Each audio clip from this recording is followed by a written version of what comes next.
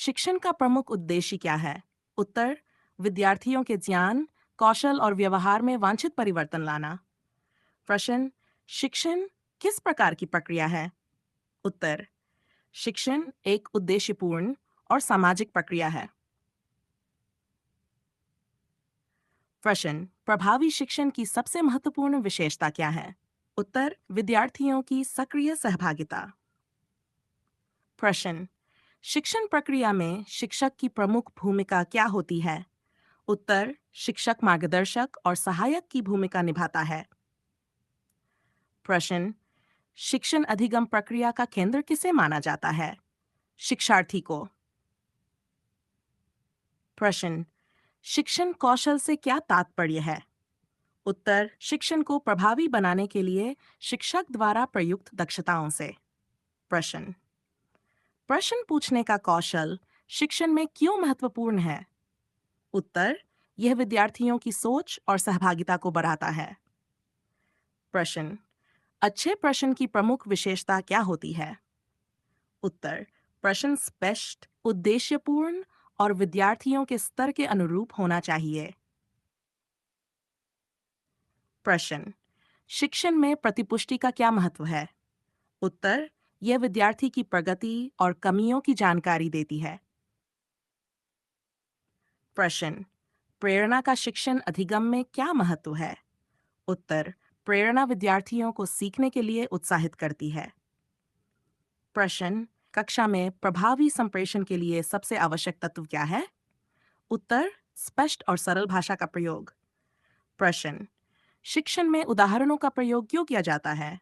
उत्तर, कठिन विषयों को सरल और समझने योग्य बनाने के लिए। प्रश्न, शिक्षण में प्रदर्शन विधि का मुख्य उद्देश्य क्या है? उत्तर, विद्यार्थियों को किसी कार्य या प्रक्रिया का प्रत्यक्ष प्रदर्शन कराना। प्रश्न, शिक्षण में पुनर्बलन का क्या उद्देश्य है? उत्तर, वांछित व्यवहार और सीखने को प्रोत्साहित करना। प्रश्न, कक्षा प्रबंधन का मुख्य उद्देश्य क्या है? उत्तर, व्यवस्थित और अनुकूल शिक्षण वातावरण बनाए रखना। प्रश्न, शिक्षण में व्यक्तिगत भिन्नताओं को ध्यान में रखना क्यों आवश्यक है? उत्तर, क्योंकि प्रत्येक विद्यार्थी की क्षमता, रुचि और सीखने की गति अलग होती है। प्रश्न, शिक्षण में शिक्षण सहायक सामग्री का उपयोग क्यों किया जाता है? उत्तर, विषय वस्तु को अधिक स्पष्ट, रोचक और प्रभावी बनाने के लिए। प्रश्न, निदानात्मक मूल्यांकन का मुख्य उद्देश्य क्या है? उत्तर, विद्यार्थियों की सीखने संबंधी कठिनाइयों की पहचान करना। प्रश्न, उपचारात्मक शिक्षण किसके लिए किया जाता है? उत्तर, विद्यार्थियों की पहचानी गई सीखने की कठिनाइयों को दूर करने के लिए। एक प्रभावी शिक्षक की सबसे महत्वपूर्ण विशेषता क्या है? उत्तर, विद्यार्थियों की आवश्यकताओं के अनुसार शिक्षण में परिवर्तन करने की क्षमता। शिक्षण को प्रभावी बनाने के लिए शिक्षक को किस प्रकार का वातावरण बनाना चाहिए? उत्तर, विद्यार्थी केंद्रित और सहभागितापूर्ण वातावरण। प्रश्न, शिक्षण कौशल का मुख्य उद्देश्य क्या होता है? उत्तर, शिक्षण अधिगम प्रक्रिया को प्रभावी बनाना। प्रश्न, कक्षा में संप्रेषण का सबसे महत्वपूर्ण उद्देश्य क्या है? उत्तर, शिक्षक और विद्यार्थियों के बीच विचारों एवं ज्ञान का प्रभावी आदान प्रदान। प्रश्न, शिक्षण उद्देश्यों का निर्धारण किस आधार पर किया जाना चाहिए?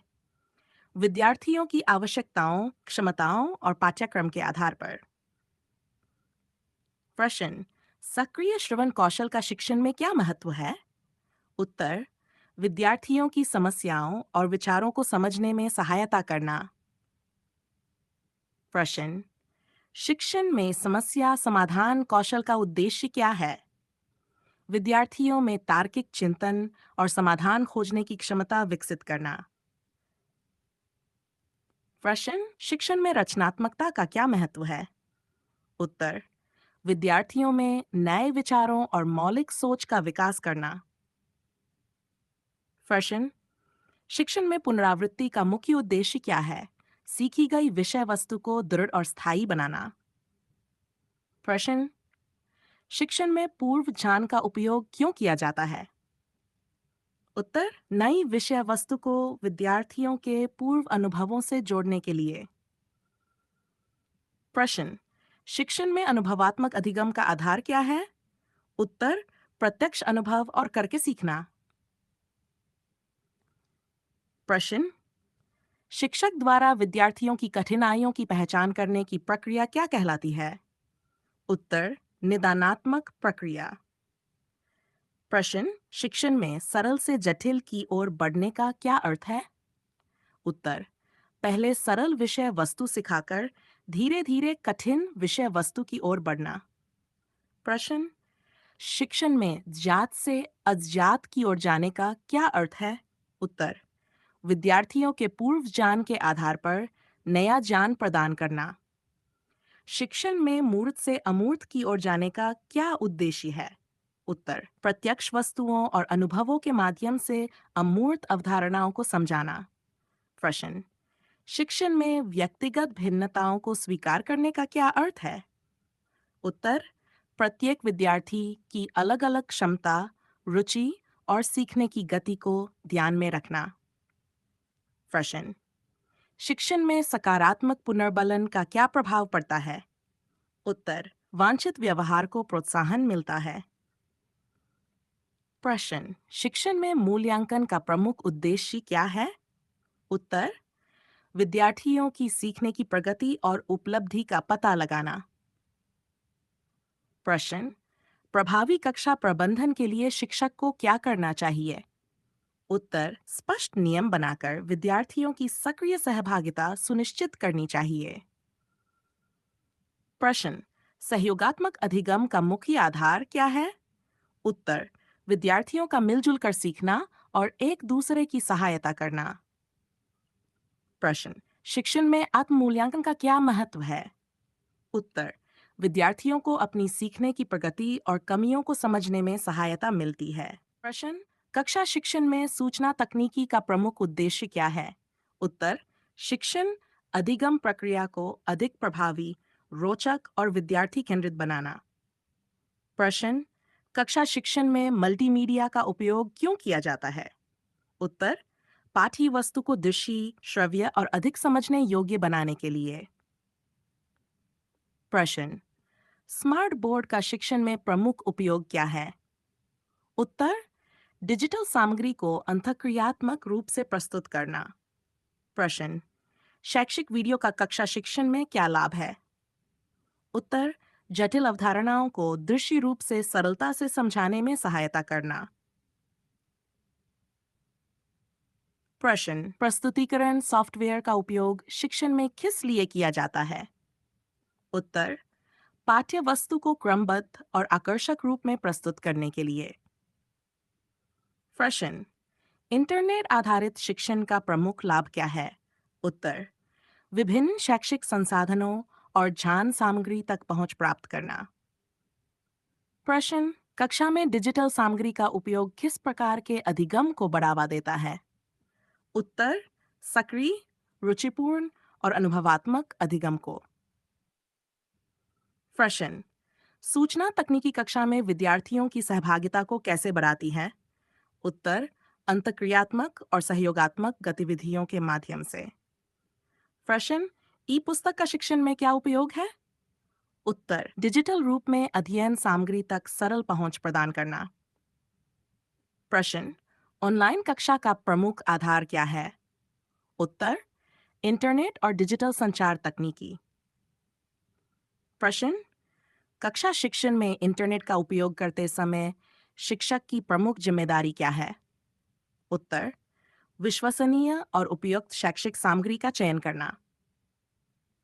प्रश्न, श्रव्य दृश्य सामग्री का उपयोग किस उद्देश्य से किया जाता है? उत्तर, विद्यार्थियों की समझ और ध्यान को बेहतर बनाने के लिए। प्रश्न, डिजिटल मूल्यांकन का प्रमुख लाभ क्या है? उत्तर, विद्यार्थियों के प्रदर्शन का शीघ्र आकलन और प्रतिपुष्टि प्रदान करना। प्रश्न, कक्षा शिक्षण में तकनीकी आधारित प्रतिपुष्टि का क्या महत्व है? उत्तर, विद्यार्थियों को अपनी गलतियों और प्रगति की जानकारी शीघ्र प्राप्त होती है। प्रश्न, अंतःक्रियात्मक डिजिटल सामग्री की विशेषता क्या है? उत्तर, विद्यार्थी सामग्री के साथ सक्रिय रूप से सहभागिता कर सकते हैं। प्रश्न, विद्यालय प्रबंधन में सूचना तकनीकी का प्रमुख उपयोग क्या है? उत्तर, विद्यालय की प्रशासनिक और शैक्षिक गतिविधियों का प्रभावी प्रबंधन करना। प्रश्न, विद्यालय प्रबंधन में विद्यार्थियों के डिजिटल अभिलेखों का क्या लाभ है? उत्तर, विद्यार्थियों की जानकारी को व्यवस्थित और आसानी से उपलब्ध रखना। प्रश्न, विद्यालय प्रबंधन में डिजिटल प्रणाली का उपयोग किन कार्यों में किया जा सकता है? उत्तर, उपस्थिति, अभिलेख, समय सारणी और शैक्षिक गतिविधियों के प्रबंधन में। प्रश्न, विद्यालय प्रबंधन में सूचना तकनीकी निर्णय लेने में कैसे सहायता करती है? उत्तर, आंकड़ों और अभिलेखों के विश्लेषण के आधार पर। प्रश्न, विद्यालय में डिजिटल संचार का प्रमुख उद्देश्य क्या है? उत्तर, विद्यालय, शिक्षक, विद्यार्थी और अभिभावकों के बीच प्रभावी सूचना आदान प्रदान। कक्षा शिक्षण में प्रोजेक्टर का प्रमुख उपयोग क्या है? उत्तर, शैक्षिक सामग्री, चित्र, वीडियो और प्रस्तुतिकरण को बड़े पर्दे पर प्रदर्शित करना। प्रश्न, आभासी कक्षा का प्रमुख आधार कार क्या है? डिजिटल संचार और इंटरनेट आधारित शिक्षण। प्रश्न, सूचना तकनीकी शिक्षक की भूमिका को किस रूप में बदलती है? उत्तर, शिक्षक केवल ज्ञान देने वाला नहीं, बल्कि मार्गदर्शक और सुविधा प्रदाता बनता है। प्रश्न, कक्षा शिक्षण में ऑनलाइन शैक्षिक संसाधनों का उपयोग किस लिए किया जाता है? उत्तर, पाठ्य विषय से संबंधित अतिरिक्त और अद्यतन जानकारी प्राप्त करने के लिए। प्रश्न, कक्षा में स्मार्टफोन का शैक्षिक उपयोग किस प्रकार किया जा सकता है? उत्तर, शैक्षिक ऐप्स, ई पुस्तकों और डिजिटल सामग्री के उपयोग के लिए। प्रश्न, तकनीकी आधारित शिक्षण में विद्यार्थी की भूमिका कैसी होती है? उत्सक्रिय, सहभागी और स्वनिर्देशित शिक्षार्थी की। प्रश्न, विद्यालय में विद्यार्थियों के डिजिटल अभिलेखों की सुरक्षा के लिए क्या आवश्यक है? उत्तर, गोपनीयता और सुरक्षित सूचना प्रबंधन। प्रश्न, विद्यालय प्रबंधन में डिजिटल उपस्थिति प्रणाली का उपयोग किस लिए किया जाता है? उत्तर, विद्यार्थियों और कर्मचारियों की उपस्थिति का व्यवस्थित अभिलेखन करने के लिए। प्रश्न, विद्यालय प्रबंधन में इलेक्ट्रॉनिक संदेश प्रणाली का प्रमुख लाभ क्या है? उत्तर, सूचनाओं का तेज और सुविधाजनक संचार। प्रश्न, डिजिटल अभिलेख प्रबंधन का प्रमुख लाभ क्या है? अभिलेखों को व्यवस्थित रखना और आवश्यकता पड़ने पर शीघ्र प्राप्त करना। प्रश्न, मिश्रित शिक्षण से क्या तात्पर्य है? उत्तर, प्रत्यक्ष कक्षा शिक्षण और ऑनलाइन शिक्षण का संयोजन। प्रश्न, समकालिक ऑनलाइन शिक्षण की प्रमुख विशेषता क्या है? उत्तर, शिक्षक और विद्यार्थी एक ही समय में ऑनलाइन सहभागिता करते हैं। प्रश्न, असमकालिक ऑनलाइन शिक्षण की प्रमुख विशेषता क्या है? उत्तर, शिक्षार्थी अपनी सुविधा के अनुसार उपलब्ध शिक्षण सामग्री का अध्ययन कर सकता है। प्रश्न, सूचना तकनीकी विद्यार्थियों में स्व अधिगम को कैसे बढ़ावा देती है? उत्तर, विद्यार्थियों को अपनी गति और सुविधा के अनुसार सीखने के अवसर प्रदान करके। प्रश्न, ऑनलाइन सहयोगात्मक शिक्षण का आधार क्या है? उत्तर, डिजिटल माध्यमों द्वारा विद्यार्थियों का मिलकर सीखना और विचारों का आदान प्रदान करना। प्रश्न, विद्यालय प्रबंधन में सूचना तकनीकी का उपयोग योजना निर्माण में कैसे सहायक है? उत्तर, उपलब्ध अभिलेखों और शैक्षिक जानकारी के आधार पर योजना बनाने में। प्रश्न, विद्यालय और अभिभावकों के बीच डिजिटल संचार का क्या लाभ है? उत्तर, विद्यार्थियों की प्रगति और विद्यालय संबंधी सूचनाओं का शीघ्र आदान प्रदान। प्रश्न, बादल आधारित भंडारण का विद्यालयी उपयोग क्या है? उत्तर, डिजिटल फाइलों और शैक्षिक अभिलेखों को ऑनलाइन सुरक्षित रखना और आवश्यकता पर पहुंच प्राप्त करना। प्रश्न, विद्यालय में साइबर सुरक्षा का मुख्य उद्देश्य क्या है? डिजिटल जानकारी और प्रणालियों को अनधिकृत पहुंच तथा साइबर खतरों से सुरक्षित रखना। प्रश्न, विद्यालय प्रबंधन में सूचना तकनीकी का अंतिम उद्देश्य क्या है? उत्तर, विद्यालय की शैक्षिक और प्रशासनिक कार्यप्रणाली को अधिक प्रभावी, पारदर्शी और व्यवस्थित बनाना।